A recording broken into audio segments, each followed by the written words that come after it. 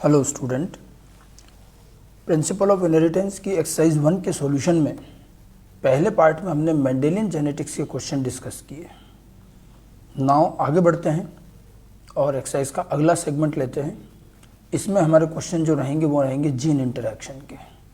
जैसा कि आपको बताया गया था कि जीन इंटरैक्शन में हमने दो तरह के जीन इंटरैक्शन आपको बताया, अलीलिक जीन इंटरैक्शन है, non allelic gene interaction. Allelic gene interaction में इनकम्प्लीट डोमिनेंस, को डोमिनेंस, फिर उसके बाद प्लियोट्रोपी, लीदल जीन, मल्टीपल अलील, ये सब बताए।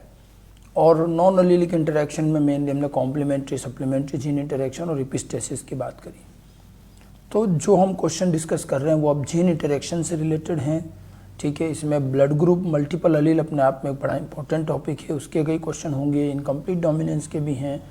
तो अलग अलग तरह के क्वेश्चन हैं, ईजी भी हैं, हर तरह के क्वेश्चन हैं, ठीक है।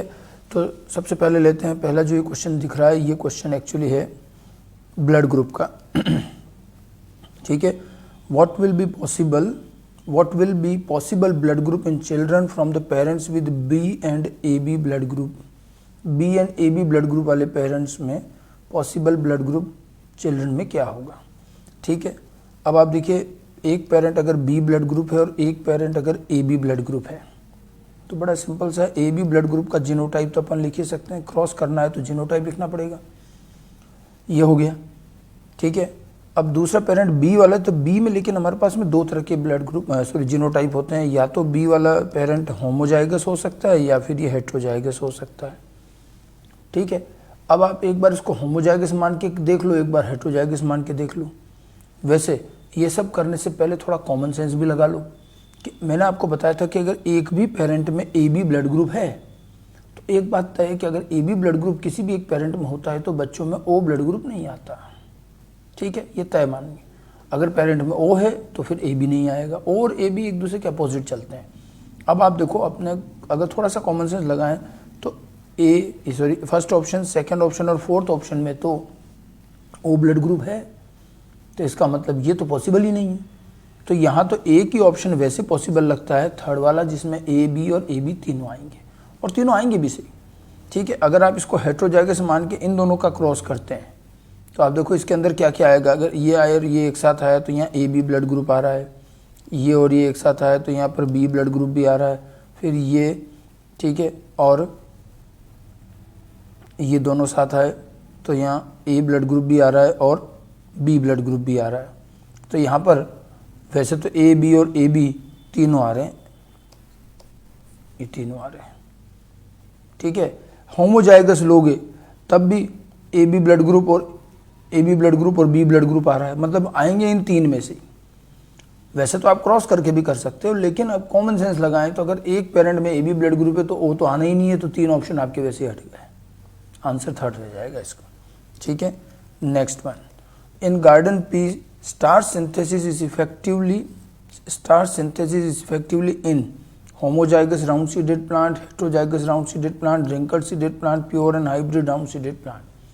पहले आपको बता दें कि स्टार्च सिंथेसिस जो है इसमें ये एक प्लियोट्रोपिक करेक्टर है जिसमें राउंड एंड रिंकल्ड ये जो करेक्टर हैं, कैपिटल आर, स्मॉल आर, ठीक है। इसमें ध्यान रखिएगा, साथ में एक करेक्टर और चलता है जो कैपिटल आर है, उसमें लार्ज साइज के स्टार्च ग्रेन बनते हैं, और स्मॉल आर में स्मॉल साइज के बनते हैं।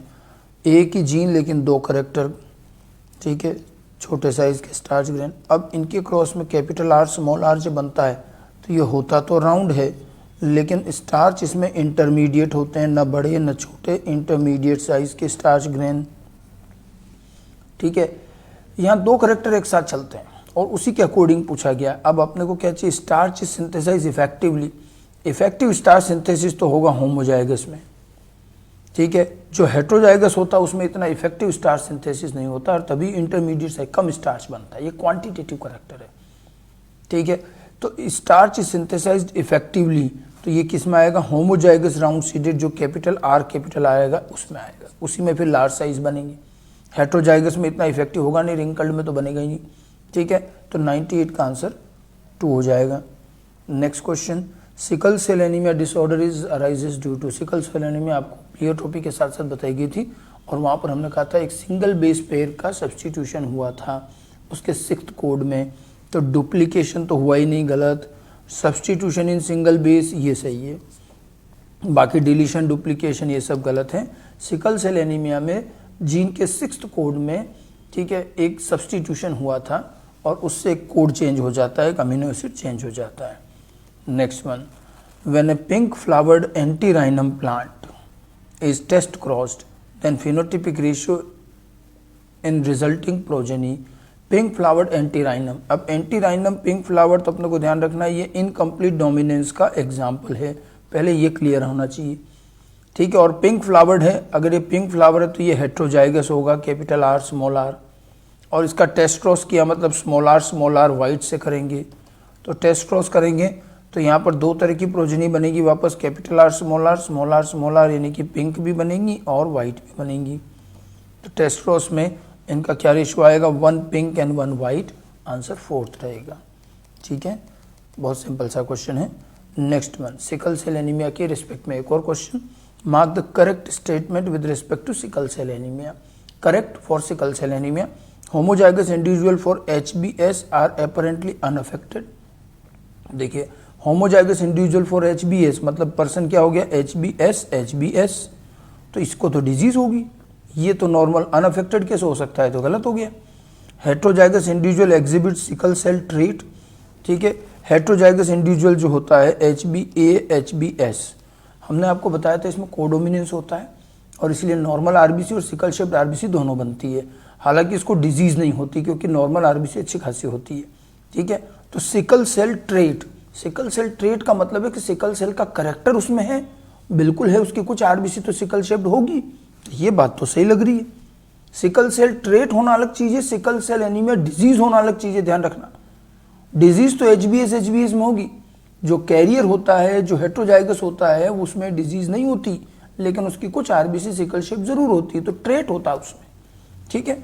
Heterozygous individual affected as well as carrier, affected और कैरियर दोनों तो वैसे भी एक साथ नहीं हो सकते, गलत। Homozygous individual for HbA shows disease phenotype, HbA क्या होमोजाइगस तो परफेक्टली नॉर्मल होता है, ये भी गलत। तो हमारे लिए सही कौन सा हो गया, सेकंड वाला, कि हेट्रोजाइगस में सिकल सेल का ट्रेट जरूर होता है। Next question, sickle cell anaemia का एक और क्वेश्चन देखते हैं।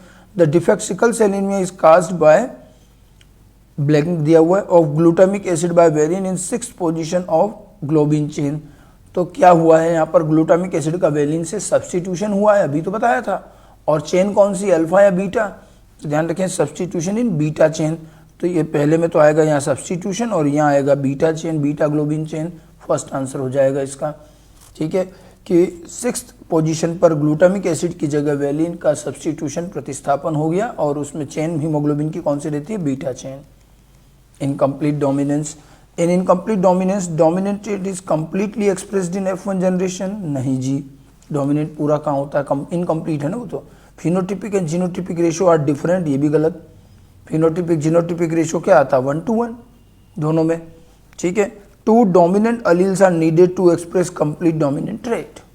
जैसे रेड और पिंक वाला लें, ठीक है, तो रेड कब आएगा और पिंक कब आता है, रेड आता है कैपिटल आर, पिंक आएगा कैपिटल आर स्मॉल आर, यानी कि एक कंप्लीट डोमिनेंट ट्रेट को एक्सप्रेस करने के लिए अपने पास में 2 डोमिनेंट अलील चाहिए। हेट्रोजाइगस में कंप्लीट डोमिनेंट नहीं आता, ये बात सही है। F1 इंडिविजुअल है equal trait of both parent, जी नहीं, F1 तो पिंक बनेगा, बीच का आता है, तो दोनों पेरेंट के इक्वल ट्रेट नहीं होंगे, वो तो इंटरमीडिएट बनता है, समझ गए, ठीक है।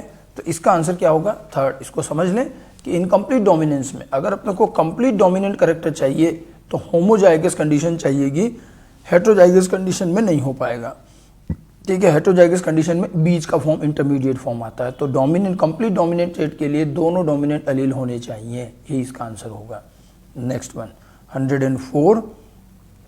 Next question, progeny with blood group O can be obtained in a cross. O blood group वाली प्रोजेनी कौन से क्रॉस में मिलेगी। अब देखो, एक तो ये AB वाला क्रॉस है तो इसमें तो मिलेगी नहीं, वैसे हटा दो, क्योंकि AB ब्लड ग्रुप अगर है तो फिर O नहीं बनेगा। A और A, B and B and B and B, इन सब में तो मिल जाएगी, इनमें मिलेगी, और जिसमें पेरेंट में ए बी ब्लड ग्रुप है उसमें नहीं मिलेगी, तो लिखी पूछ यही रहा है कि ओ ब्लड ग्रुप वाली प्रोजेनी किस में नहीं मिलेगी, तो हमारा आंसर ही क्या हो गया, थर्ड। बिना क्रॉस किए निकल रहा है, क्रॉस करके भी देख लो तो ए और ए के क्रॉस में बनेगी, अगर दोनों ए को हेट्रोजाइगस ले लो, बी ए और बी में भी ले लो, दोनों को हेट्रोजाइगस ले लो, जरूर बन जाएगा, बी और बी भी हेट्रोजाइगस होने पे बन जाएगा। लेकिन ओ और ए बी में एक पेरेंट ओ वाला है, एक ए बी वाला, फिर भी कभी चाइल्ड ओ वाला नहीं बनेगा ए बी की वजह से, समझ गए। तो इसका आंसर क्या होगा, 4। करके भी देख लें पहले आप क्रॉस, नहीं तो डायरेक्ट भी कर सकते हैं। Next one, if agouti mice is crossed with albino mice, then how many albino mice are produced in resulting progeny? agouti का albino से क्रॉस, लेकिन यहाँ जीनोटाइप दिया CCAA, ठीक है, और इधर small C capital A capital. अपन ने जो क्वेश्चन लिया था उसमें ए और बी, अपन ने जो एग्जांपल पढ़ा था उसमें ए और बी की बात की थी कि एक जीन ए होता है और एक जीन बी है, ठीक है। बी से क्या आता है, ब्लैक, और स्मॉल बी से क्या आता है, एल्बिनो। ये मैंने क्लास में बताया था, और स्मॉल ए ये, ठीक है। अब इन दोनों को कैपिटल ए और कैपिटल बी साथ होते हैं तो agouti बनता है, ठीक है। और कैपिटल ए और स्मॉल बी रहते हैं तो क्या रहेगा, एल्बिनो आता है। स्मॉल बी कैपिटल ए को एक्सप्रेस नहीं होने देता है, यहाँ रिसेसिव इपिस्टेसिस भी चलता है। स्मॉल ए और कैपिटल बी रहेंगे तो ब्लैक बनेगा। ये तो मैंने आपको सप्लीमेंट्री इंटरेक्शन जो था वो बताया। अब क्वेश्चन में क्या कर रखा है कि इस बी की जगह पर क्या हो गया है, सी हो गया है, तो ये कैपिटल सी कर दो, सॉरी ये तो कैपिटल सी कर दो और ये स्मॉल सी कर दो, बस, और कुछ नहीं करना है। बी की जगह सी सिंबल दे रखा है। तो अब इनका जब क्रॉस करेंगे, देखिए इसका क्रॉस क्या, सी सी ए और ये स्मॉल सी कैपिटल ए, ठीक है। तो इसका क्रॉस करके देखो तो यहाँ तो बनेंगे 4 टाइप के gamete, capital C capital A, capital C small A, small C capital A, small C small A, और इधर एक गैमेट बनेगा small C capital A.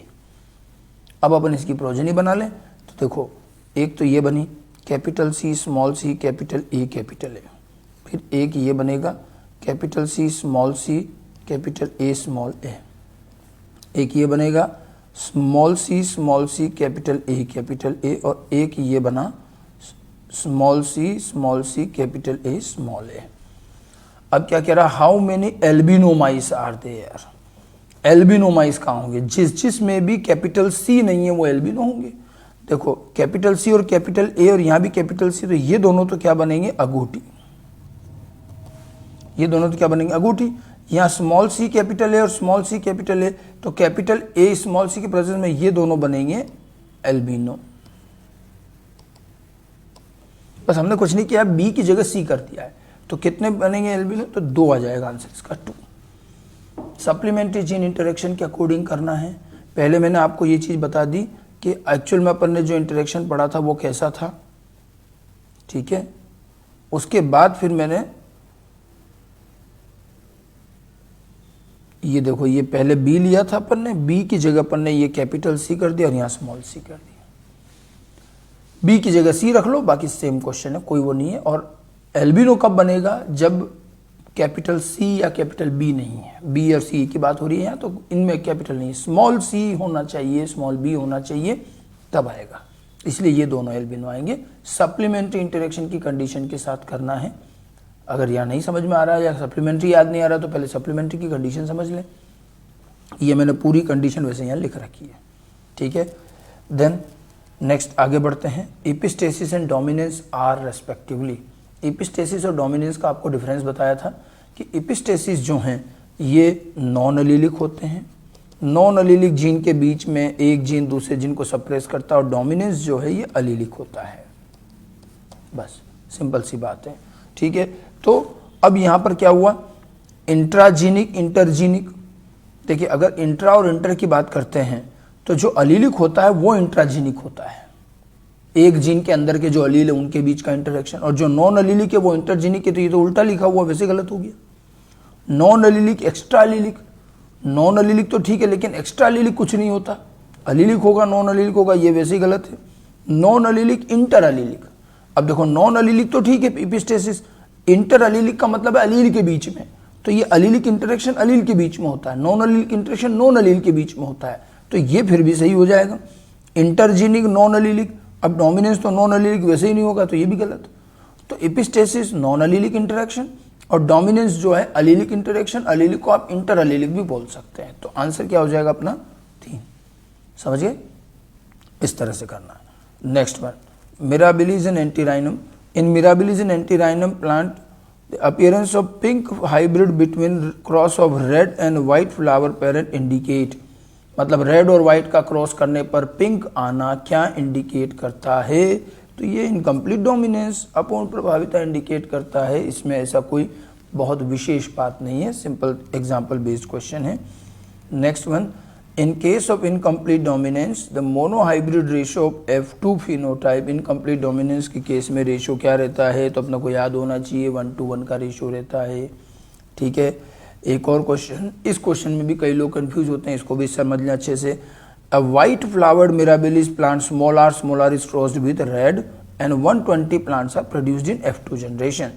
Then the result would be, अब देखो अगर रेड और वाइट का क्रॉस किया है मिराबिलिस के पौधों का और F1 में आए पिंक, ठीक है, फिर F2 जनरेशन में क्या रेशो आएगा? 1:2:1, मतलब रेड, पिंक और वाइट तीनों आएंगे।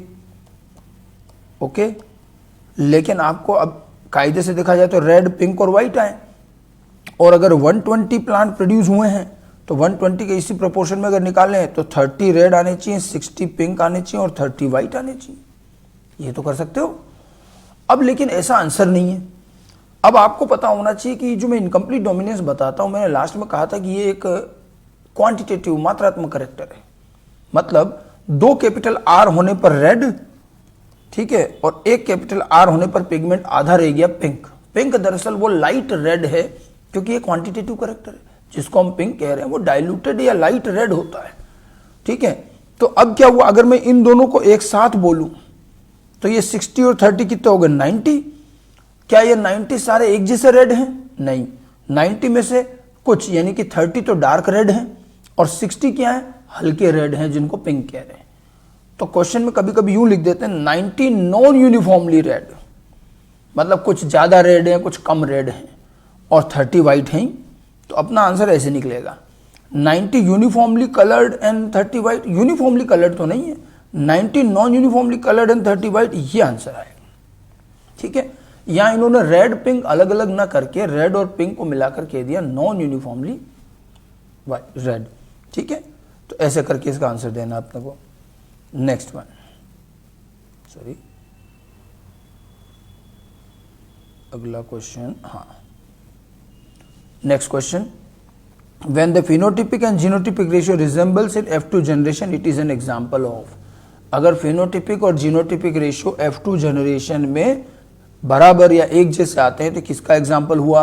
इंडिपेंडेंट असोर्टमेंट का? बिल्कुल नहीं, असोर्टमेंट में तो अलग अलग रेशियो आता है, 9331 आता है और उधर 1:1, 2:4, 1:1 आता है। क्वालिटेटिव इनहेरिटेंस, ये भी नहीं।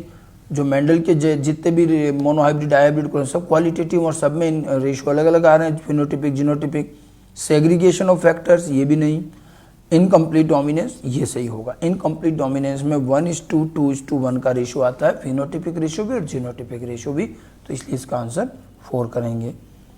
Next one, in mirabilis when homozygous red and white are crossed all F1 have pink flower। वही बात है, रेड और व्हाइट का क्रॉस किया, पिंक का। इन F2 produced by selfing of F1 red, pink and white flowers obtained would appear respectively in the ratio of। ठीक है, अब अपने को पूछा गया रेड, पिंक और व्हाइट F2 में किस रेशियो में आएंगे? तो बहुत ही सिंपल सा, और पहले भी आ चुका है ये क्वेश्चन, किस रेशियो में आएंगे? 1:1 के रेशियो में आएंगे ये। Next one, incomplete dominance occurs in, example वाली बात हो गई। ये तो मिराबिलिस जलापा में भी होता है, एंटीराइनम में भी, एंडोलूसियन फाउल, तीनों में बताया था, तो सब में हो जाएगा। आंसर 4 हो जाएगा इसका। ये तो एग्जाम्पल है। विच cross yields red, white and pink flower of pink flower variety of dog flower. किसमें रेड, व्हाइट और पिंक तीनों आ जाएंगे? देखो कैपिटल आर और स्मॉल आर का क्रॉस करेंगे तो इसमें रेड और पिंक आ सकते हैं, व्हाइट नहीं आएगा। व्हाइट कब आता है? जब स्मॉल आर हो। भाई रेड आएगा कैपिटल आर, व्हाइट आएगा स्मॉल आर, पिंक आएगा कैपिटल आर पे। ठीक है, तो ये तो पॉसिबल नहीं है। दूसरा कैपिटल आर, कैपिटल आर है, वो तो वही बात होगी 1 और 2 तो एक जैसे ही है, ये भी नहीं पॉसिबल है। ठीक है, capital R small R, capital R small R, इसका क्रॉस करोगे तो 1:1 का रेशियो आएगा और यहाँ तीनों आ जाएंगे। चौथा वाला भी टेस्ट क्रॉस है, इसके अंदर भी 1:1 का रेशियो आएगा, ये भी नहीं आएगा। तो रेड, पिंक और व्हाइट तीनों किस में आएंगे? जब दो हेट्रोजाइगस पेरेंट का क्रॉस करेंगे। हेट्रोजाइगस का क्रॉस करने पर आएंगे, आंसर विल बी 3।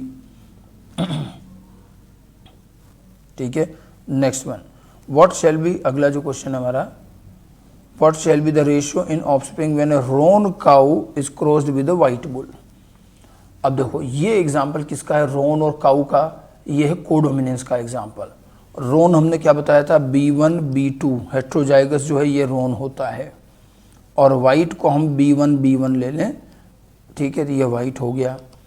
ब्लैक को B2 B2 लिया था। अब ये क्या है, थोड़ा क्लास की चीज़ों से याद होगा तो इजीली हो जाएगा। रोन हेट्रोजाइगस होता है और ये वाइट है, तो अब क्या रेशो आएगा? तो इसके तो देखो दो टाइप के गैमेट बनेंगे, B1 और B2, या एक ही टाइप का गैमेट बनेगा B1। तो एक तो ये बना B1 B1, ये तो वाइट काऊ आएगी, और एक बनेगा B1 B2, ये रोन काऊ हो जाएगी, और रेशो आया 1:1। तो यहाँ 1:1 के रेशो में प्रोजेनी आएंगे। ये करना है कोडोमिनेंस। ये एग्जाम्पल किसका है? कोडोमिनेंस का है। तो तुरंत याद आना चाहिए कि भाई काऊ कोट कलर का जो रोन का एग्जाम्पल है वो कोडोमिनेंस का है, तो उसके अकॉर्डिंग करना है। Now which of the following is exception of Mendel's law. Mendel के लॉ का एक्सेप्शन क्या है? ठीक है, तो एक्सेप्शन लिंकेज, मेंडल ने तो कभी दिया ही नहीं था, मेंडल के लॉ में लिंकेज आता भी नहीं है। इनकम्प्लीट डोमिनेंस, तो ये भी है, ये भी है, ये भी है, मतलब आंसर हमारा ऑल हो जाएगा। इनकम्प्लीट डोमिनेंस, को डोमिनेंस, लिंकेज, ये सब चीज़ें मेंडल के बाद पता चली हैं, मेंडल के लॉ के एक्सेप्शन हैं। लिंकेज जो है असॉर्टमेंट फॉलो नहीं करता, असॉर्टमेंट नहीं होगा तो लिंकेज होता है। इनकम्प्लीट डोमिनेंस, को डोमिनेंस, मेंडल का जो लॉ ऑफ डोमिनेंस है उसके एक्सेप्शन है। तो यहाँ पर तो ऑल आएंगे सारे। नेक्स्ट अगला question, in a dihybrid cross when one pair of allele shows incomplete dominance the genotypic ratio becomes. Dihybrid cross में अगर एक पेयर ऑफ अलील जो है इनकम्प्लीट डोमिनेंस शो करता है, डाइहाइब्रिड क्रॉस दो कैरेक्टर का क्रॉस है, इसको टू पेयर ऑफ अलील भी बोलते हैं। अब डाइहाइब्रिड क्रॉस में अगर एक कैरेक्टर इनकम्प्लीट डोमिनेंस शो कर रहा है तो क्या रेशो आएगा? एक कैरेक्टर अगर इनकम्प्लीट डोमिनेंस शो कर रहा है तो उसका रेशो होता है 1:1, दूसरा कैरेक्टर नॉर्मल डोमिनेंस शो कर रहा है तो उसका रेशो होगा 3:1। क्लास में कराया है ये क्वेश्चन, इनको मल्टीपल कर लो तो ये क्या आ जाएगा? 3 6 3 1 2 1, 3 6 3 1 2 1, ये रेशो आएगा। तो हमारा आंसर हो गया फर्स्ट। डाइहाइब्रिड क्रॉस, एक कैरेक्टर इनकम्प्लीट डोमिनेंट है, एक कैरेक्टर को डोमिनेंट, सॉरी नॉर्मल डोमिनेंस है, तो फिर ये रेशो बनता है फिनोटिपिक रेशियो। सॉरी अपने को लेकिन क्या पूछा है? Genotypic ratio. तो फिर ये आंसर नहीं होगा। फिर तो यही बात है, क्वेश्चन पढ़ने में अगर जरा सी भी चूक हो जाएगी तो यही गड़बड़ होगी। अब अपने को इसमें क्या पूछा है? Genotypic ratio. तो ये तो अपन ने क्या निकाला था? फिनोटिपिक रेशियो निकाला है। तो जीनोटिपिक रेशियो क्या आएगा? इनकम्प्लीट डोमिनेंस का 1:1 और नॉर्मल डोमिनेंस का भी 1:1। जीनोटिपिक रेशियो तो सेम ही रहता है। इनकम्प्लीट डोमिनेंस, को डोमिनेंस में फिनोटिपिक रेशियो चेंज होता है, इंटरेक्शन में जीनोटिपिक रेशियो चेंज नहीं होता। तो इसका तो मल्टीप्लाई करोगे तो 1:1 2:4 1:1 आएगा। तो इसलिए इसका आंसर अब हम 2 करेंगे। अब फिनोटिपिक रेशियो पूछा जाता है तो 3 6 3 1 2 1, जीनोटिपिक रेशियो 1:1 2:4 1:1। याद रहेगा, क्वेश्चन ध्यान से पढ़ लें। ये गलती अक्सर हो जाती है पढ़ने में, अपन जीनोटाइप फिनोटाइप में कंफ्यूज हो सकते हैं। थोड़ा ढंग से पढ़ के ध्यान रखें, जीनोटिपिक रेशियो पूछ रहा है अपने से। ठीक है, next one, which of the following is the example of codominance. कौन से कोडोमिनेंस के एग्जाम्पल है जहाँ दोनों अलील एक्सप्रेस होते हों? अब कोडोमिनेंस में आपको याद हो तो हमने सिकल सेल एनीमिया भी बताया, ब्लड ग्रुप भी बताया। HbA होमोजाइगस है, यहाँ तो कोडोमिनेंस नहीं होगा। HbS ये भी होमोजाइगस है, यहाँ भी नहीं। HbA और IA ये दोनों कोडोमिनेंस शो करेंगे, ये भी नहीं शो करेगा। तो जहाँ दो अलील अलग अलग हैं, हेट्रोजाइगस कंडीशन है, और दोनों अलील एक्सप्रेस होते हैं, वो कोडोमिनेंस शो करेगा। तो यहाँ आंसर कौन सा हो जाएगा? थर्ड, हेट्रोजाइगस लेना पड़ेगा। ठीक है, next question, which of the following condition represent a case of codominant gene. कौन सा कोडोमिनेंस की कंडीशन को शो कर रहा है? A gene express itself suppressing the phenotypic effect of its allele. अगर ये सप्रेस कर रहा है तो कोडोमिनेंस है ही नहीं। कोडोमिनेंस में कोई किसी को सप्रेस नहीं करता, दोनों इक्वली एक्सप्रेस होते हैं, दोनों बराबर एक्सप्रेस होते हैं, सप्रेस कोई नहीं करता। तो ये पहला गलत है। Gene that are similar in phenotypic effect when present separately but when together interact to produce a different trait. ये कह रहा है कि जब जीन अलग अलग होते हैं तो अपना अपना एक्सप्रेशन शो कर रहे हैं, और जब साथ आ जाते हैं तो एक नया एक्सप्रेशन शो कर रहे हैं। क्या ऐसा कोडोमिनेंस में होता है? जी नहीं। ब्लैक और व्हाइट मिलके रोन बनाते हैं। रोन मतलब ब्लैक और व्हाइट दोनों साथ साथ हैं, बट कोई ग्रे बन के नया कलर नहीं आ गया। ठीक है, तो ये भी नहीं होगा कि दोनों अलग अलग होने पर तो अलग एक्सप्रेशन, साथ होने पर एक नया एक्सप्रेशन। ऐसा नहीं होता, कोडोमिनेंस में ऐसा नहीं होता। Then allele both of which interact to produce a trait which may resemble either of the parental type।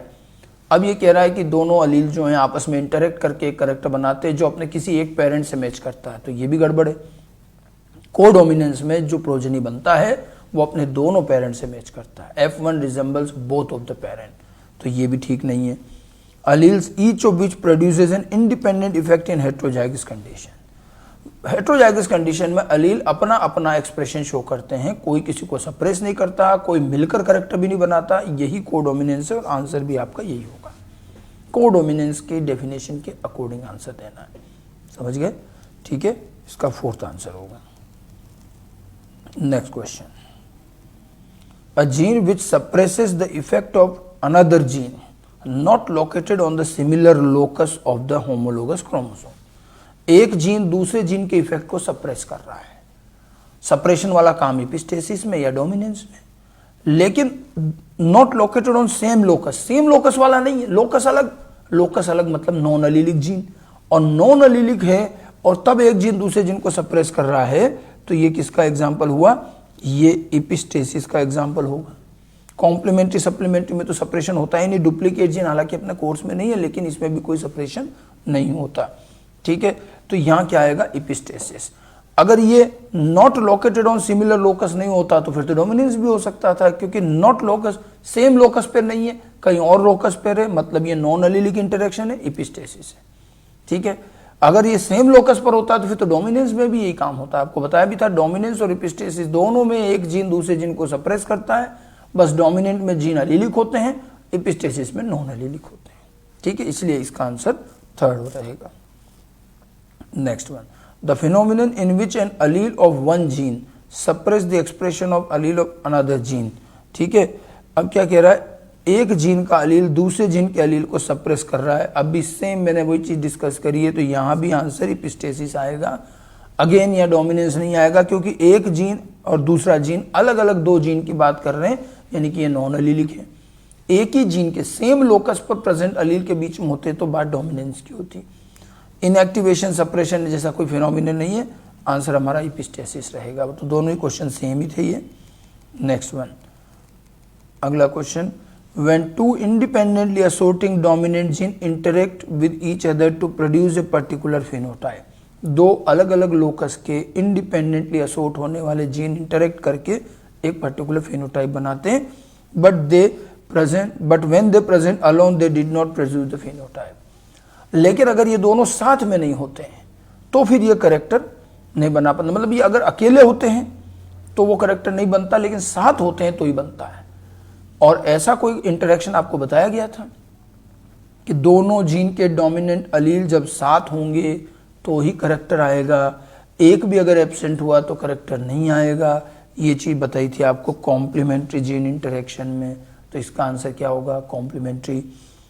डुप्लीकेटरी inhibitory तो वैसे भी आपको बताया भी नहीं है, पढ़ाया भी नहीं है, और ये इतने आपके कोर्स में भी नहीं है। कॉम्प्लीमेंट्री सप्लीमेंट्री है, और कॉम्प्लीमेंट्री में होता है कि दो जीन जब साथ होंगे तो ही करेक्टर आएगा, अलग अलग होंगे नहीं आएगा। सप्लीमेंट्री में ऐसा नहीं है। सप्लीमेंट्री में एक जीन अपना काम कर रहा है और दूसरा जीन जब उसके साथ आता है तो वो करेक्टर उसका चेंज कर देता है, ये थोड़ा अलग है। इसलिए इसका आंसर क्या होगा? कॉम्प्लीमेंट्री।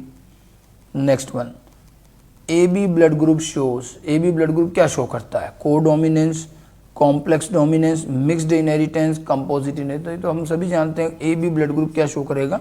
कोडोमिनेंस। आई ए और आई बी दोनों ही डोमिनेंट हैं और ए और बी दोनों एंटीजन बनते हैं, तो कोडोमिनेंस शो करेगा। फिर एक और मिलता जुलता क्वेश्चन है, A B blood group is an example of. A B blood group किसका एग्जाम्पल है? मल्टीपल अलील का भी एग्जाम्पल है और कोडोमिनेंस भी होता है। अब यहाँ एपिस्टेसिस का तो खैर ये एग्जाम्पल है ही नहीं, प्लेयोट्रोपिस नहीं, कॉम्प्लीमेंट्री नहीं, यहाँ तो आंसर हम क्या करेंगे? मल्टीपल अलील। और कोडोमिनेंस कहा जाए तो वो भी मानेंगे, क्योंकि कोडोमिनेंस भी होता है, मल्टीपल अलील दोनों चीज़ें होती हैं इसमें। ठीक है, next one, a child is blood group O, his parent blood group can not be. अगर चाइल्ड का ब्लड ग्रुप ओ है तो पेरेंट्स का कौन सा ब्लड ग्रुप नहीं होगा? मैं आपको 2 जगह आगे भी बता चुका हूं कि अगर चाइल्ड में ओ ब्लड ग्रुप है तो पेरेंट्स में ए बी नहीं होगा, अगर पेरेंट्स में ए बी है तो चाइल्ड में ओ बी नहीं। ए बी और ओ पेरेंट्स और बच्चों में एक साथ नहीं आ सकते, ये आप ध्यान रखिए, क्योंकि ये मैं पढ़ाते समय भी बता चुका हूं कि अगर चाइल्ड में ओ ब्लड ग्रुप का मतलब क्या हुआ? ओ ब्लड ग्रुप का मतलब उसका जीनोटाइप आई ओ और आई ओ ये हुआ, तभी तो आएगा ना ओ ब्लड ग्रुप। अब इसका मतलब दोनों पेरेंट्स से अपने को आई ओ लाने पड़ेंगे तभी तो आएगा ये ब्लड ग्रुप। तो इसका मतलब दोनों पेरेंट में एक एक रिसेसिव एलील होना चाहिए। अगर ए बी ब्लड ग्रुप होता है तो पेरेंट में आई ए और आई बी होता है, कोई रिसेसिव एलील ही नहीं है। अगर एक भी parent A B blood group वाला हुआ तो क्या आई ओ दे पाएगा? नहीं दे पाएगा, और आई ओ नहीं देगा तो ओ ब्लड ग्रुप नहीं बनेगा। तो अगर ए बी है तो ओ नहीं बनेगा, ओ है तो ए बी नहीं बनेगा, वैसे वर्षा ध्यान रखना। तो कौन सा पेरेंट में नहीं होगा? ए बी ब्लड ग्रुप नहीं होगा। ठीक है, the next one, if one parent has blood group A and other has blood group B, the offsprings have which blood group? एक पेरेंट में ए ब्लड ग्रुप है और एक में बी ब्लड ग्रुप है, तो बच्चों में क्या क्या हो सकता है, मतलब कौन से ब्लड ग्रुप होंगे? ठीक है, अब एक चीज ध्यान रखना कि ब्लड ग्रुप के केस में हमने बताया था कि अगर पेरेंट में ए और बी ब्लड ग्रुप है तो यहाँ तो 4 तरह के क्रॉस बन जाएंगे। ठीक है, 4 तरह के क्रॉस बनेंगे कि या तो ए वाला पेरेंट जो है ये होमोजाइगस हो, बी वाला पेरेंट हेट्रोजाइगस हो। अगर अपने को जीनोटाइप थोड़ी दिए तो या तो एक क्रॉस ये हो गया, दूसरा क्रॉस क्या हो जाएगा? ए वाला पेरेंट हेट्रोजाइगस, बी वाला पेरेंट होमोजाइगस, तो ये हो गया। ठीक है, एक ये हो सकता है कि ए वाला भी हेट्रोजाइगस, बी वाला भी हेट्रोजाइगस, और या फिर दोनों ही होमोजाइगस भी हो जाएंगे। सबसे ज्यादा 4 टाइप के क्रॉस बनते हैं अगर एक पेरेंट ए है और एक पेरेंट बी है तो। समझ में आई बात? अब आप चारों को क्रॉस करके देख लो। ए बी ओनली, क्या केवल ए बी बनेगा सब में? जी नहीं। बी ओनली भी नहीं, ए ओ ओनली भी। वैसे भी ओनली ओनली लिखा है तो हमारा काम ही आसान हो गया। यहां तो देखिए केवल मैं इस क्रॉस की बात करूं जहां दोनों हेट्रोजाइगस, इस अकेले क्रॉस में चारों टाइप के ब्लड ग्रुप वाले बच्चे बन सकते हैं और बाकियों में भी बनेंगे, इसलिए आंसर क्या हो जाएगा? सारे। अगर एक पेरेंट ए और एक पेरेंट बी है तो कोई सा भी ब्लड ग्रुप आ सकता है, और उसमें भी अगर दोनों पेरेंट हेट्रोजाइगस हुए तो चारों आने की चांसेस है। ऐसा नहीं है कि खाली ए बी आएगा या खाली ओ ही आएगा या खाली बी आएगा, ओनली तो नहीं आएंगे, यहाँ कोई से भी हो सकता है, और वो भी डिपेंड करेगा दोनों पेरेंट के जीनोटाइप क्या है। ठीक है, तो यहाँ पर ये चीज़ मैंने आपको पढ़ाते समय भी बताई थी कि अगर एक पेरेंट में ए और एक में बी है तो 4 तरह के क्रॉस बनेंगे, और उसके अकॉर्डिंग जो है अलग अलग तरह के रिजल्ट भी आएंगे, और हर तरह का ब्लड ग्रुप यहाँ पर बन सकता है। नाउ नेक्स्ट क्वेश्चन एक रेशो पर बेस्ड है। Ratio 9:7 is due to. 9:7 का रेशो किस में आता है? ये चीज़ आपको जीन इंटरेक्शन के वक्त, नॉन एलीलिक जीन इंटरेक्शन के वक्त भी बताई गई थी कि 9:7 का रेशो हमेशा कॉम्प्लीमेंट्री जीन इंटरेक्शन में आता है। इसका तो केवल रेशो पूछा है कि रेशो किस में आएगा, तो कॉम्प्लीमेंट्री जीन इंटरेक्शन में आएगा। ठीक है, next question, a man of A blood group, man में A blood group marriage with a woman of A B blood group, which type of progeny would indicate that man is heterozygous A. इस तरह का question कई बार class में भी कराया जाता है कि मैन में ए ब्लड ग्रुप है, वुमन में ए बी ब्लड ग्रुप है। अब बच्चों में कौन सा ब्लड ग्रुप ये बताएगा कि मैन हेट्रोजाइगस है। तो अपने को जो क्वेश्चन में दिया है वो लिख लें अपन, मैन में ए ब्लड ग्रुप, वुमन में ए बी ब्लड ग्रुप। अब अपन इनके जीनोटाइप लिखें तो ए बी वाले का जीनोटाइप क्या होगा? आई ए आई बी। इसका तो एक ही जीनोटाइप होता है। हाँ, ए ब्लड ग्रुप वाले का 2 जीनोटाइप हो सकते हैं, या तो ये होमोजाइगस होगा इस तरह से, और या फिर ये हेट्रोजाइगस होगा। ठीक है, ये तो होमोजाइगस और ये हेट्रोजाइगस। अब अपन क्या करें, मैन को एक बार होमोजाइगस मान के करके देख लो क्रॉस, और एक बार हेट्रोजाइगस मान के कर लो। मतलब एक बार होमोजाइगस ए और ए बी के बीच में, इन दोनों के बीच में क्रॉस कर लो, और एक बार हेट्रोजाइगस कंसिडर करके क्रॉस कर लो।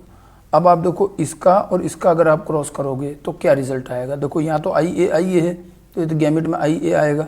ये इसके साथ आया तो यहाँ पर एक तो बनेगा ए ब्लड ग्रुप आई ए, और ए और एक बी साथ में आएगा तो एक ए बी ब्लड ग्रुप बनेगा। ठीक है, तो यहाँ दो ही ब्लड ग्रुप बनेंगे। अगर फादर होमोजाइगस होते हैं तो या तो ए ब्लड ग्रुप आएगा बच्चों में या फिर ए बी ब्लड ग्रुप आएगा। लेकिन अगर ये हेट्रोजाइगस होते हैं तो देखिए और क्या क्या बनेंगे। आई ए और आई ए साथ आने पर तो ए ब्लड ग्रुप तो दिख ही रहा बनना, आई ए और बी साथ आने पर ए बी बी बनेगा। ठीक है, फिर आई जीरो और आई ए आने पर ए बनेगा, आई जीरो और आई बी आने पर यहाँ बी ब्लड ग्रुप भी बनेगा। मतलब यहाँ 3 ब्लड ग्रुप पॉसिबल है।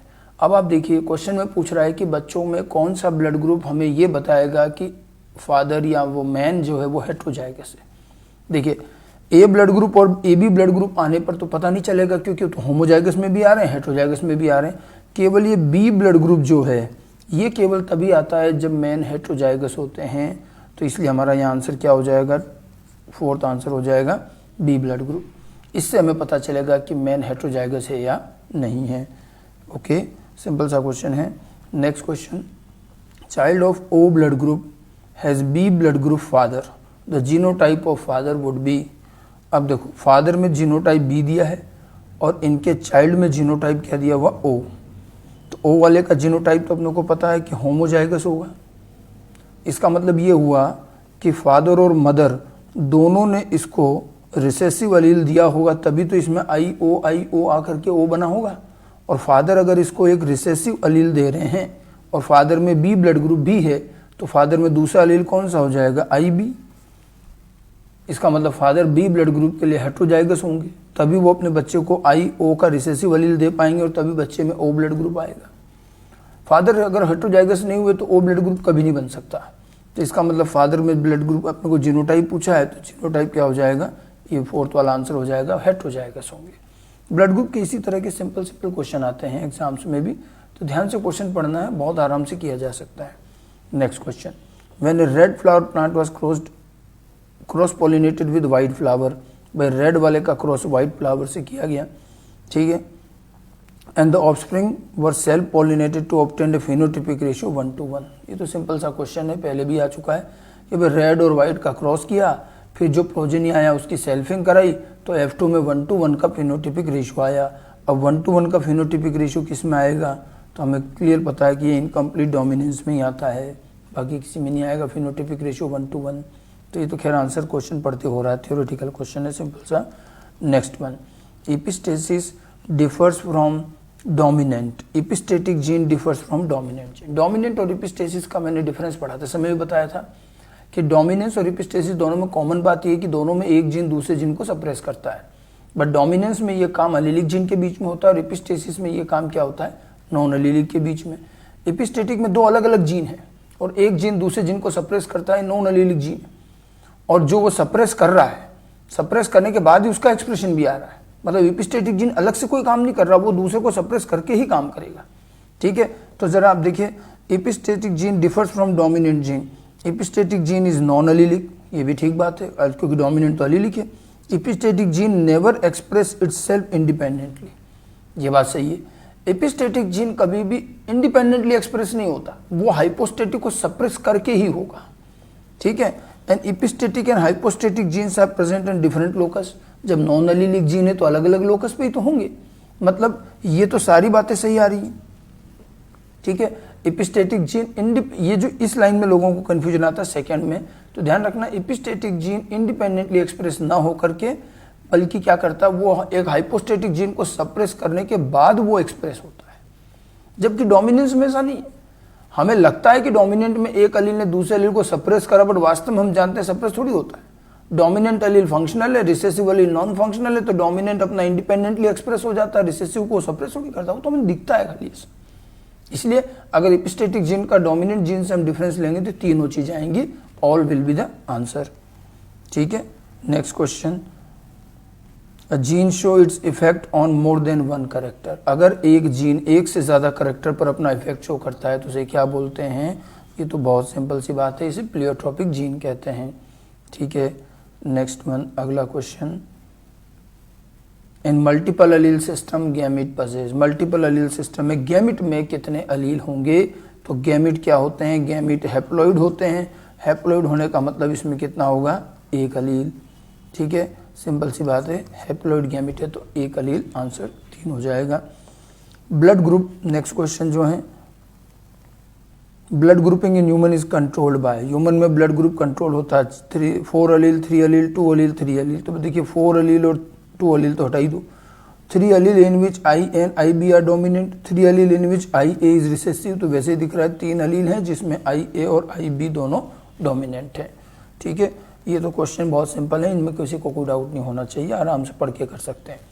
Multiple alleles are present, multiple allele कहाँ प्रेजेंट होते हैं, in different chromosome at different locus on chromosome, chromosome के अलग अलग लोकस पर या अलग अलग chromosome, at the same locus on homologous chromosome, at the non homologous chromosome. तो इसमें भी देखिए मल्टीपल अलील की सीधी सादी डेफिनेशन है ये कि मल्टीपल अलील में जीन होमोलोगस क्रोमोसोम के सेम लोकस पर होते हैं, इसलिए इसका आंसर क्या रहेगा, 3।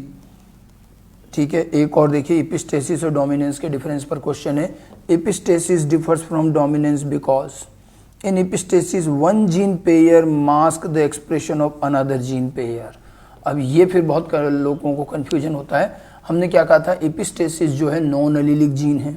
तो नॉन अलीलिक जीन में क्या होता है, देखो ये मान लो जीन ए अलग है और जीन बी अलग है, तो एक जीन पेयर दूसरे जीन पेयर को मास्क करता है। तो हम इसके लिए क्या बोलेंगे, नॉन अलीलिक जीन के लिए ही बोलना पड़ेगा ना, one gene pair mask the another gene pair. ठीक है, तो ये बात सही है क्योंकि जब एक जीन पेयर दूसरा जीन पेयर बोला मतलब जीन नॉन अलीलिक है। ठीक है, एपिस्टेसिस इन अलीलिक इंटरेक्शन गलत। Many genes collectively control particular phenotype, बहुत सारे जीन मिलकर एक फिनोटाइप बनाना एपिस्टेसिस नहीं है, वो तो पॉलीजेनिक होता है। One gene pair independently control से पर्टिकुलर फिनोटाइप, ये भी नहीं। एपिस्टेसिस और डोमिनेंस का डिफरेंस यही है कि एपिस्टेसिस नॉन अलीलिक है और डोमिनेंस अलीलिक है। तो जब अब नॉन अलीलिक को लिखने का तरीका इन्होंने देखो इसमें दिया है कि one gene pair mask the another gene pair, मतलब ये नॉन अलीलिक हो गए। ठीक है, अगर डोमिनेंस होता तो one gene mask the another gene और वो सेम लोकस वाले होंगे तो वो अलीलिक है, वो डोमिनेंस में आएगा। तो इसका हमारा आंसर हो गया फर्स्ट, क्योंकि one gene pair another gene pair बोलेंगे मतलब नॉन अलीलिक जीन की बात हो रही है। नेक्स्ट क्वेश्चन 136, इसमें भी कई लोगों को डाउट रहता है, बहुत अच्छा क्वेश्चन है, डेफिनेशन बेस्ड है। Pleiotropic gene have multiple phenotypic effect, ये तो पता होना चाहिए। प्लियोट्रोपी क्या होता है, वन जीन मेनी कैरेक्टर, उसको मल्टीपल फिनोटिपिक इफेक्ट भी बोला जाता है, तो ये बिल्कुल ठीक बात है। ठीक है, multiple allele exhibit same phenotypic expression, multiple allele में सेम फिनोटिपिक एक्सप्रेशन नहीं आएगा, जितने अलील है हर अलील का अपना अपना एक्सप्रेशन है, तो ये चीज सही नहीं है। पॉलीजीन एग्जिबिट कंटिन्यूस वेरिएशन, ये बात सही है।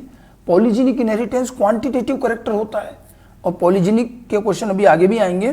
क्वांटिटेटिव कैरेक्टर में एक मैक्सिमम एक्सप्रेशन होता है, एक मिनिमम एक्सप्रेशन होता है, और बीच के भी सारे एक्सप्रेशन है, थोड़ा कम, उससे कम, फिर बिल्कुल बीच का, फिर और कम। तो मैक्सिमम से मिनिमम और बीच के भी सारे आते हैं, तो बिल्कुल एक सततता नजर आती है, कंटिन्यूटी नजर आती है। तो ये बात बिल्कुल सही है, मतलब यहाँ ए और सी सही है, बी सही नहीं है। A and C correct, B is incorrect. हमारा आंसर क्या होगा 136 का सेकेंड। समझे, यहाँ आपको मल्टीपल अलील, प्लियोट्रोपी, पॉलीजीन तीनों को लेकर के ये क्वेश्चन दिया गया, तो इनकी डेफिनेशन अच्छे से आनी चाहिए। Next question, in a genetic cross having recessive epistasis F2 phenotypic ratio would be, recessive phenotype में क्या रेशियो आता है, 9:3:4। रिसेसिव एपिस्टेसिस और सप्लीमेंट्री जीन इंटरेक्शन साथ साथ होते हैं, और दोनों में ये रेशियो क्या रहेगा, 9:3:4 का रेशियो रहेगा। Next one, sickle cell anaemia पर एक और क्वेश्चन।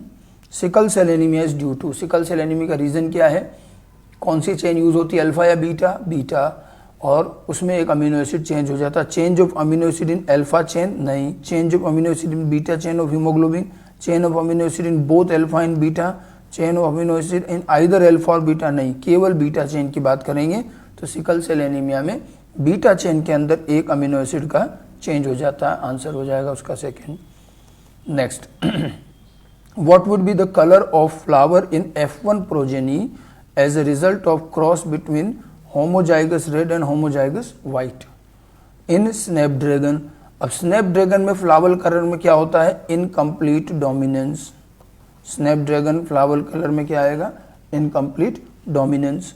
अब ये कह रहा है कि मैं होमोजाइगस रेड का क्रॉस किससे कर रहे हैं, अपन व्हाइट से कर रहे हैं, तो रेड और व्हाइट का क्रॉस करेंगे तो यहाँ क्या आएगा, यहाँ पर आ जाएगा पिंक फ्लावर। F1 प्रोजेनी पूछा है तो आंसर पिंक फ्लावर होगा, आंसर 4 हो जाएगा, क्योंकि इनकम्प्लीट डोमिनेंस के अकॉर्डिंग करना है। नेक्स्ट, इस क्वेश्चन में भी लोग कंफ्यूज होते रहते हैं, incomplete dominance found in, incomplete dominance किस में पाया जाता है।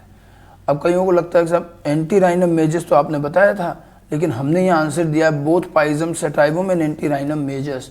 अब मैं उसका रीज़न बताता हूँ। एंटीराइनम मेजस में तो अपन ने फ्लावर कलर में बताया ही था, ठीक है, लेकिन पाइजम सेटाइवम में भी तो है।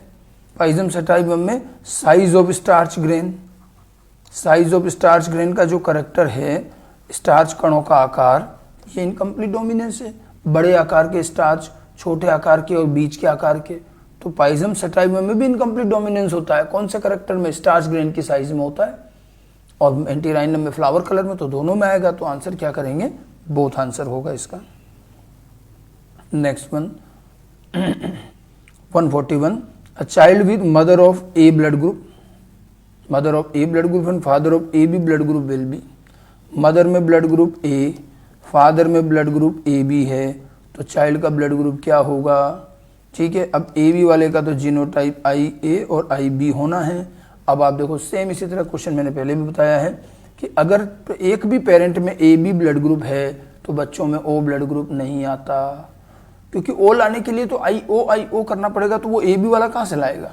तो अब देखो फर्स्ट ऑप्शन इसलिए नहीं हो सकता, उसमें ओ है, थर्ड में ए और ओ है, इधर भी ओ और बी है, तो ए की तो ऑप्शन सही आ रहा है ए। ठीक है, ए ब्लड ग्रुप तो बनेगा। अगर एक पेरेंट में ए ब्लड ग्रुप, एक में ए बी ब्लड ग्रुप है, तो ए ब्लड ग्रुप तो आ सकता है, ओ नहीं आ सकता। तीन ऑप्शन में तो ओ दे रखा, तो अपना आंसर वैसे ही आ गया, सेकंड आंसर हो जाएगा ए ब्लड ग्रुप। ठीक है, नेक्स्ट वन, एपिस्टेसिस इंप्लाइज। अभी एपिस्टेसिस की डेफिनेशन पर क्वेश्चन है। One pair of gene can completely mask the expression of another pair of gene. One pair of gene independently control a particular phenotype. One pair of gene enhance the phenotypic expression of another gene. Many gene collectively control a particular phenotype. अब देखो definition simple सी है, एक gene pair दूसरे gene pair को mask करता है, suppress करता है, तो हमारा आंसर तो पहला हुआ। ठीक है, इंडिपेंडेंटली कोई करेक्टर कंट्रोल नहीं होगा, दो जीन मिलके काम कर रहा हूँ, वो भी मास्किंग इफेक्ट है। ठीक है, एनहांस तो होता ही नहीं है, तो नेगेटिव इंटरेक्शन है। और कई जीन मिलकर के एक करेक्टर बनाने का काम एपिस्टेसिस में नहीं है, वो पॉलीजेनिक में होता है। ठीक है, तो इसका आंसर क्या हो जाएगा? फर्स्ट। नेक्स्ट वन, अगला question, a man with blood group B marries with a female with blood group A and their first child is having blood group B, then what is the genotype of child. ठीक है, अब देखो क्या कह रहा है, man में blood group क्या है? बी है, वुमेन में ब्लड ग्रुप क्या है? ए है। ठीक है, और इनके पहले चाइल्ड में ब्लड ग्रुप बी हो गया, तो ब्लड ग्रुप बी होगा, तो इसका जीनोटाइप क्या होगा? देखो अब थोड़ा दिमाग लगाओ, इसमें बी ब्लड ग्रुप है, फादर से इसमें कौन सा एलील आया होगा, जरा सोच के बताओ। फादर में ए ब्लड ग्रुप है, तो फादर के पास में जीनोटाइप क्या होगा यार? आई ए आई जीरो, या फिर होमोजाइगस होगा तो आई ए आई ए। अगर ये वाला होमोजाइगस हुआ तो ये तो क्या देगा? आई ए, मतलब ये चीज़ तो पॉसिबल नहीं है। यहाँ से इसके पास क्या आया? आई जीरो आया, आई ओ आएगा ना, क्योंकि फादर में तो ए ब्लड ग्रुप है और चाइल्ड बी वाला है, तो इसका मतलब फादर इसमें क्या है? आई ओ। तो मदर से डेफिनेटली इसको क्या मिला होगा? आई बी मिला, तभी तो ये बी ब्लड ग्रुप वाला बना।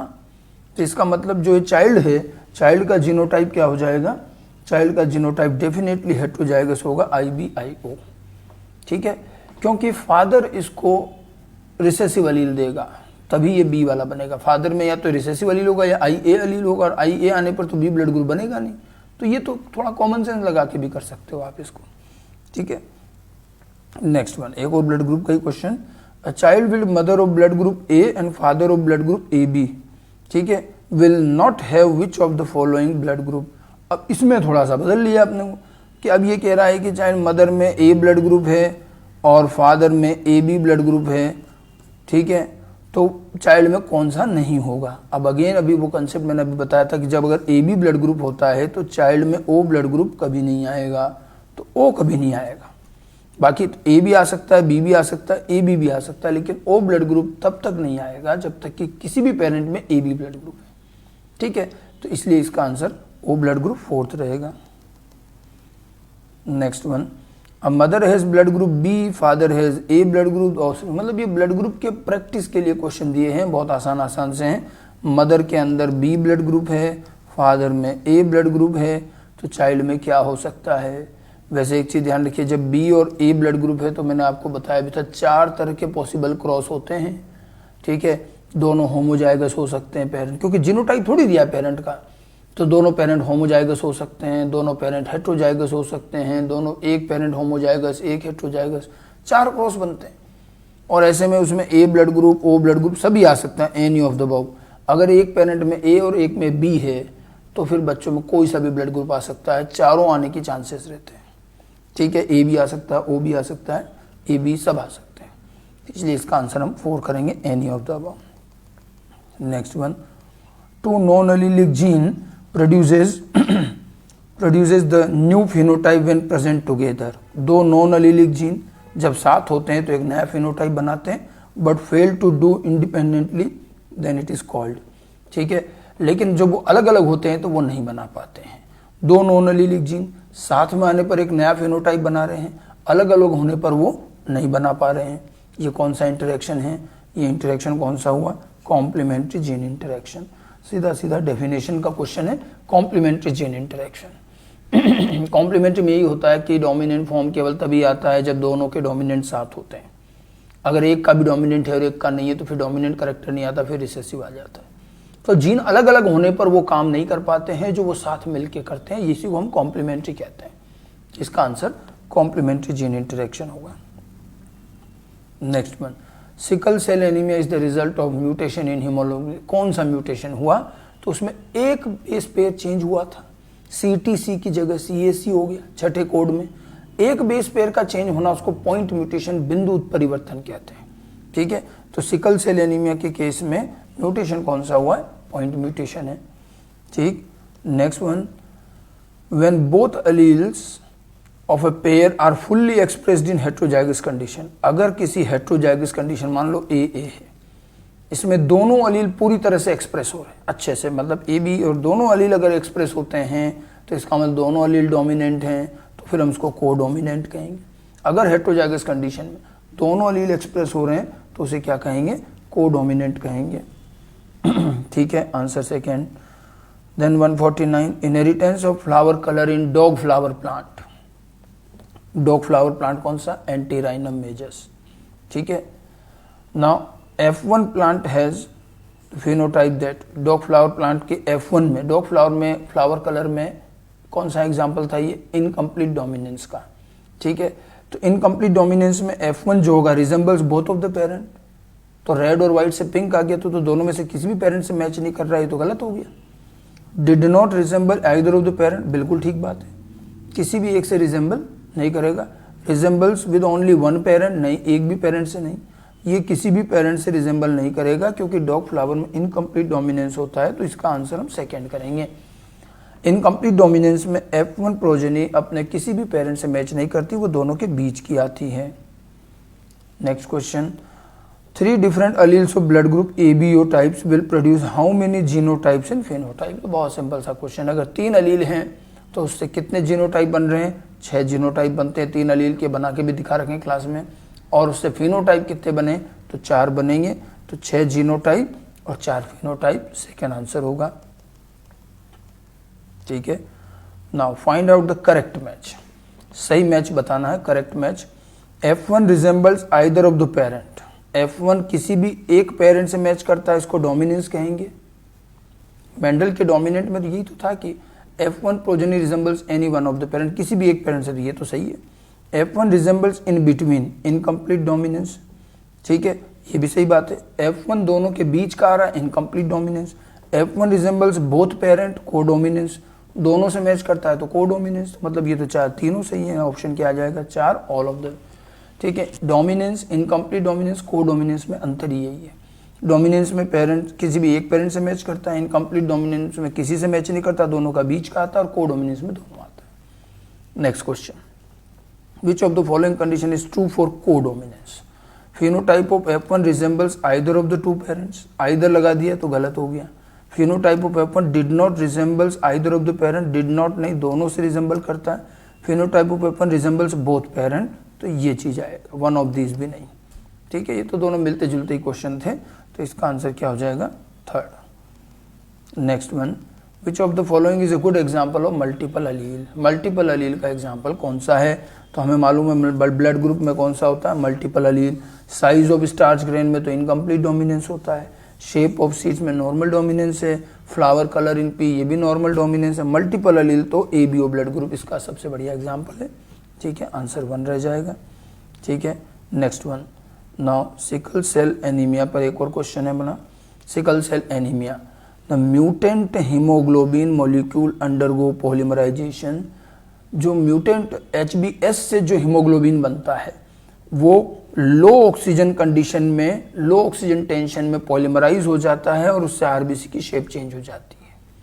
दूसरा क्या करें, substitution of glutamic acid by valine at the 6th position of, अब यहाँ गड़बड़ कर दी नहीं, अल्फा चेन, तो ये तो गलत हो जाएगा, बीटा चेन आता है। The mutant haemoglobin undergoes polymerisation under high oxygen tension. देखो हाई ऑक्सीजन टेंशन भी नहीं, लो ऑक्सीजन की टेंशन। टेंशन दोनों तरफ होती, ज्यादा ऑक्सीजन भी होना एक टेंशन है, लो ऑक्सीजन भी टेंशन है। अब हीमोग्लोबिन पॉलीमराइज कब होता है, तो लो ऑक्सीजन वाले पार्ट में होता है, हाई ऑक्सीजन में नहीं होता। अल्फा जीन इज मॉडिफाइड नहीं, तो इसका तो पहला ही आंसर सही बन रहा है कि म्यूटेंट जो हीमोग्लोबिन है लो ऑक्सीजन टेंशन पर पॉलीमराइज हो जाता है, फाइबर्स में कन्वर्ट हो जाता है, जिससे आरबीसी का भी शेप चेंज हो जाता है। ठीक है, तो इसका आंसर फर्स्ट होगा। Next question, in a cross between true red flowered plant and true breeding white flower plants and dragon का F1 आ गया पिंक, नॉर्मल बात है। Now when F1 was self pollinated the F2 resulted in the following ratio 1:1। ठीक है, above condition can be explained by, वो तो बिल्कुल सीधी सी बात है, ये तो इनकम्प्लीट डोमिनेंस का एग्जांपल है, रेड व्हाइट पिंक आ रहा, तो ये किससे एक्सप्लेन करेंगे हम, इनकम्प्लीट डोमिनेंस से। सिमिलर से क्वेश्चन है, पहले भी कर चुके हैं हम। ठीक है, next question, in case of ABO blood group IA and IB if present together, दोनों अगर प्रेजेंट हों IA और IB तो क्या होगा, only IA express, only IB express, both IA। भाई ये तो कोडोमिनेंस है ना, IA और IB दोनों अलील होंगे तो दोनों एक्सप्रेस होते हैं, तभी तो ब्लड ग्रुप क्या बनता है, AB ब्लड ग्रुप। और AB ब्लड ग्रुप बनने का मतलब क्या हुआ कि कोडोमिनेंस का केस हो गया। ठीक है, तो ये यहाँ तक के जो क्वेश्चंस थे ये हमारे जीन इंटरेक्शन के क्वेश्चन थे। ठीक है, तो हमने एक्सरसाइज सॉल्यूशन के पहले पार्ट में मेंडेलियन जेनेटिक्स के क्वेश्चन सॉल्व किए, नाउ दूसरे इस पार्ट में हमने जीन इंटरेक्शन के क्वेश्चन सॉल्व किए हैं। अब हम पॉलीजेनिक, साइटोप्लाज्मिक और लिंकेज और आगे के क्वेश्चन अगले सेगमेंट में लेंगे। अब हम शुरू करते हैं पॉलीजेनिक एवं साइटोप्लाज्मिक इनहेरिटेंस के कुछ क्वेश्चन जो एक्सरसाइज 1 में दिए हुए हैं। जीन इंटरेक्शन तक के क्वेश्चन हमारे हो चुके हैं। ठीक है, पॉलीजेनिक इनहेरिटेंस, साइटोप्लाज्मिक इनहेरिटेंस के थोड़े बहुत क्वेश्चन दिए हुए हैं। ठीक, सबसे पहले लेते हैं इसमें अब polygenic inheritance, question 157, polygenic inheritance in human being is. ये केवल एग्जांपल बेस्ड क्वेश्चन है कि पॉलीजेनिक इनहेरिटेंस कौन सा है, skin colour, sickle cell anaemia, colour blindness, phenylketonuria. तो ये तो हमें सभी को पता है कि स्किन कलर ह्यूमन में जो है वो पॉलीजेनिक इनहेरिटेंस का एग्जाम्पल है। The next question, which one carries extra nuclear genetic material. Extra nuclear genetic material का मतलब न्यूक्लियस के अलावा जेनेटिक मटीरियल किस में होता है, प्लास्टिड में, राइबोसोम में, क्रोमोसोम में और गोल्जी कॉम्प्लेक्स में। तो ये हम जानते हैं साइटोप्लाज्मिक इनहेरिटेंस के आधार पर कि प्लास्टिड और माइटोकॉन्ड्रिया में एक्स्ट्रा न्यूक्लियर जेनेटिक मटीरियल होता है। ठीक है, next question, when certain character is inherited only through female parent it probably represent the case of. अगर कोई करेक्टर सिर्फ फीमेल पेरेंट से इनहेरिट होता है, सिर्फ मदर से इनहेरिट हो रहा है, यानी कि मैटरनल इनहेरिटेंस, मातृवंशानुगति, तो ये चीज़ किसका करेक्टर है, ये साइटोप्लाज्मिक इनहेरिटेंस का करेक्टर। तो इसका आंसर क्या होगा, साइटोप्लाज्मिक इनहेरिटेंस जो मदर से ट्रांसफर होते हैं। ठीक है, next question, cytoplasmic male sterility.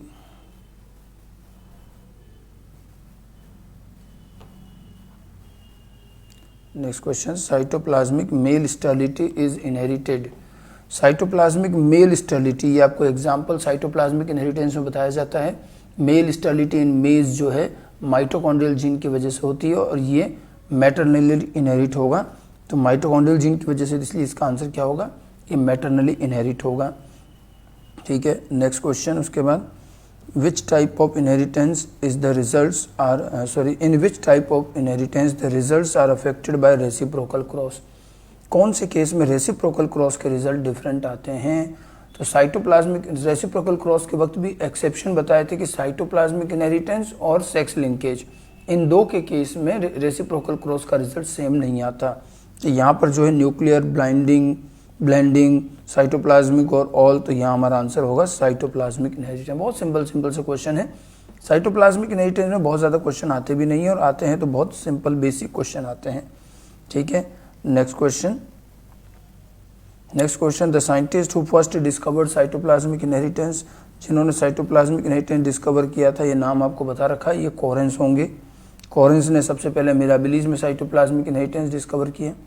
Next one, extra nuclear inheritance is the consequence of presence of gene in. Extra nuclear inheritance, nucleus के अलावा जो इनहेरिटेंस है वो किसकी वजह से होता है? तो एक्स्ट्रा न्यूक्लियर इनहेरिटेंस माइटोकॉन्ड्रिया और क्लोरोप्लास्ट की वजह से होगा। इन दोनों में ही डीएनए होता है, इनके अपने पास खुद के जीन भी होते हैं। ठीक है, inheritance of skin colour in human being is an example of, same question पहले भी आ चुका है। तो स्किन कलर का एग्जांपल क्या होगा? पॉलीजेनिक इनहेरिटेंस होगा। ठीक है, कॉम्प्लीमेंट्री मोनोजेनिक मेंडेलियन इनहेरिटेंस नहीं, ये पॉलीजेनिक का एग्जांपल है। क्वांटिटेटिव करेक्टर है, पॉलीजेनिक इनहेरिटेंस होगा। Next one, albinism in corn, ये भी साइटोप्लाज्मिक इनहेरिटेंस में एक एग्जांपल बताया था।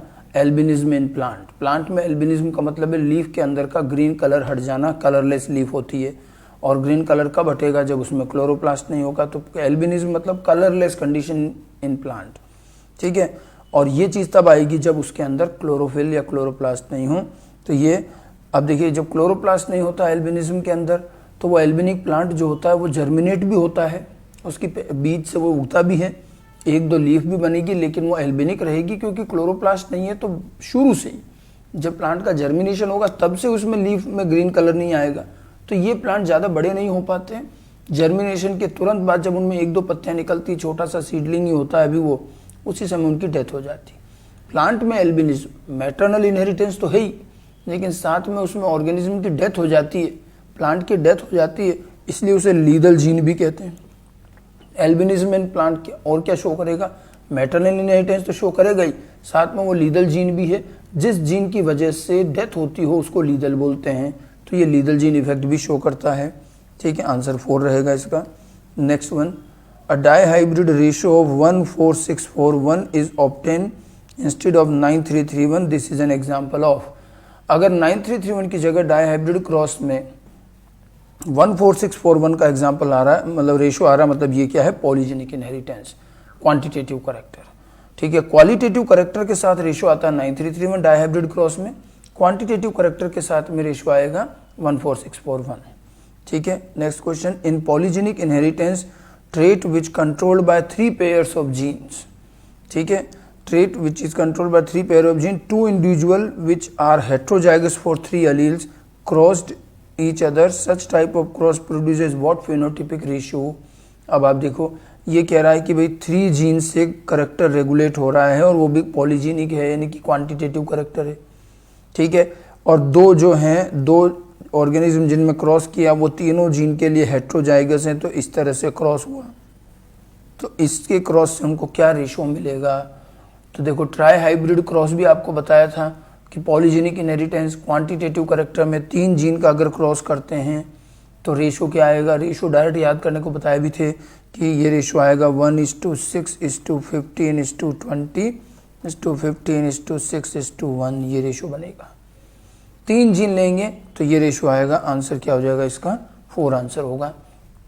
ठीक है, नेक्स्ट क्वेश्चन, अगला जो है वो भी क्वांटिटेटिव का ही क्वेश्चन है। In tomatoes genotype small a small b small c produces 100 gram tomato and this one produces 160 gram. अपने को क्वेश्चन में दिया है capital A capital A capital B capital B capital C 160 gram बना रहे हैं, और small a small b small c 100 gram, यानी कि 160 ग्राम मैक्सिमम हो गया। ऑल डोमिनेंट में मैक्सिमम आता है, ऑल रिसेसिव में मिनिमम। तो ये मैक्सिमम एक्सप्रेशन है और ये मिनिमम एक्सप्रेशन है। ठीक है, what is the contribution of each polygene in this production of tomato? एक जीन का कंट्रीब्यूशन निकालना है। तो एक जीन का कंट्रीब्यूशन कैसे निकलता है? Maximum expression minus minimum expression. ठीक है, तो ये कितना आ गया 60 divide by number of dominant अलील, तो नंबर ऑफ डोमिनेंट अलील कितने हैं यहाँ पर 6 हैं, तो डिवाइड बाय 6 करोगे तो एक डोमिनेंट अलील का कंट्रीब्यूशन कितना आ गया 10 ग्राम। ठीक है, तो प्रत्येक प्रभावी जीन का कंट्रीब्यूशन कितना रहेगा 10 ग्राम डोमिनेंट एलील का कंट्रीब्यूशन इस तरह से निकलेगा। कंट्रीब्यूशन कैलकुलेट करना करेक्टर में और करेक्टर कैलकुलेट करना क्वांटिटेटिव में आपको बताया गया है, इसी तरह का क्वेश्चन क्लास में भी किया है। देन एक और question, a polygenic trait is controlled by 3 gene A B and C और ये क्रॉस दिया गया है, द फेनोटिपिक रेशियो वाज।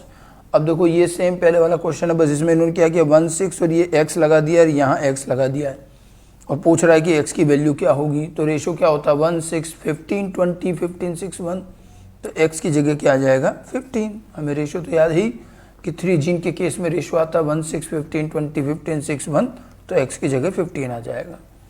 ठीक है, next one, gene for cytoplasmic male sterility in plant. Cytoplasmic male sterility का जीन कहाँ लोकेटेड है, तो मेल स्टेरिलिटी इन मेज प्लांट का जीन माइटोकॉन्ड्रिया में होता है, तो माइटोकॉन्ड्रियल जीनोम में ये लोकेटेड होता है।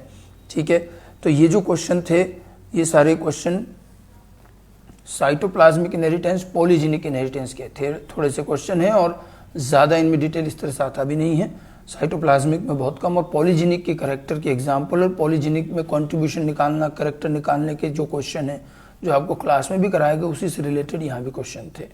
ठीक है।